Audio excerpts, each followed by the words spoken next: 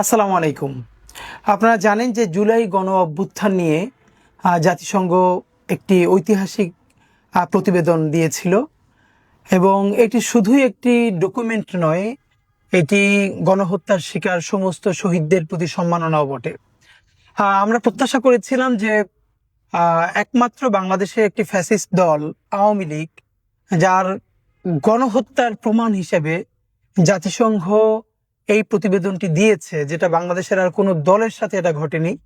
সুতরাং সেই প্রতিবেদনটা বাংলাদেশের প্রত্যেকটি স্কুল, কলেজ, মাদ্রাসা, ইউনিভার্সিটি, লাইব্রেরিতে থাকা দরকার ছিল।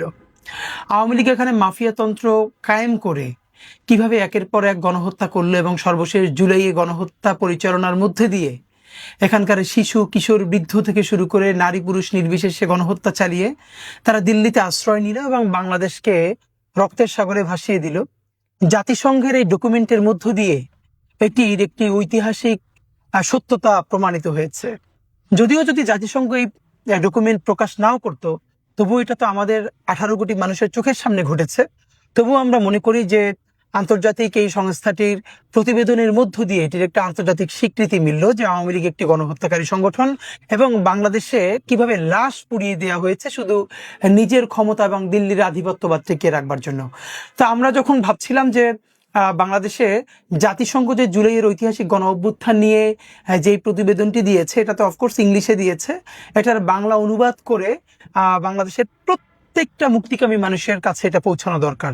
সেই উদ্যোগের অংশ হিসেবে আমরা আজ থেকে প্রায় 4-5 মাস আগে ইনকিলাব মঞ্চের উদ্যোগে এই প্রতিবেদনটির বাংলা অনুবাদ করি, যে জাতিসংঘ প্রতিবেদনে জুলাই অভ্যুত্থান, মানবাধিকার সংকট ও সমাধান।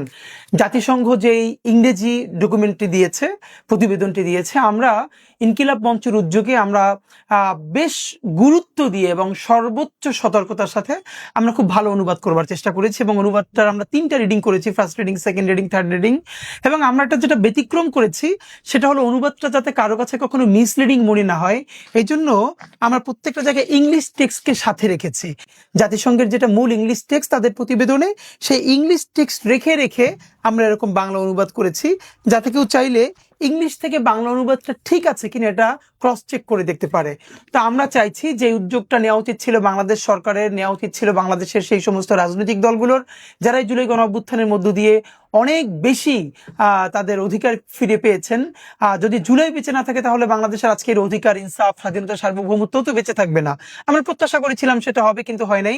আমরা পুরো টাকাটা ঋণ করে যেই প্রকাশনী সংস্থা তারা আমাদেরকে একটা সহযোগিতা করেছে, ঋণের উপরে আমরা এই প্রতিবেদনটার বাংলা অনুবাদ করেছি। এই পর্যন্ত আমাদের একটি ঐতিহাসিক দায় ছিল শহীদদের প্রতি সম্মাননা জানাতে, তাদের পরিবারের প্রতি সম্মাননা জানাতে। আমি আপনাদেরকে জানাতে চাই যে আমরা যে বাংলা অনুবাদটা করেছি, আমরা চাই বাংলাদেশের স্কুল, কলেজ, মাদ্রাসা, ইউনিভার্সিটি, প্রত্যেকটা লাইব্রেরিতে এই প্রতিবেদনটির বাংলা অনুবাদ পৌঁছে যাক। আমরা চাই মুক্তিকামী সমস্ত মানুষের হাতে হাতে এই প্রতিবেদনটা থাকুক, তারা জানুক যে আন্তর্জাতিক সম্প্রদায় বলছে যে এই জুলাইয়ে আওয়ামী লীগ কিভাবে গণহত্যাটা করেছে। আপনারা চাইলে জাতিসংঘ প্রতিবেদনে জুলাই গণ অভ্যুত্থান, মানবাধিকার সংকটের সমাধান, এই প্রতিবেদনটি ইনকিলাব কালচারাল সেন্টার, বাংলা মোটর, এখান থেকে এসে আপনারা সরাসরি সংগ্রহ করতে পারবেন। আপনারা চাইলে রকমারি এবং ওয়াফি লাইফ থেকেও অনলাইনে সংগ্রহ করতে পারবেন। আপনাদের সবার প্রতি বিনীত অনুরোধ, যারা বাংলাদেশ ভালোবাসেন, যারা জুলাই কোন করেন, তারা সকলে নিশ্চয়ই এই বইটা কিনবেন এবং আপনাদের প্রিয়জনকে এই ডকুমেন্ট সংরক্ষণের অংশ হিসেবে আপনারা একটু উপহার দিবেন। ধন্যবাদ সবাইকে।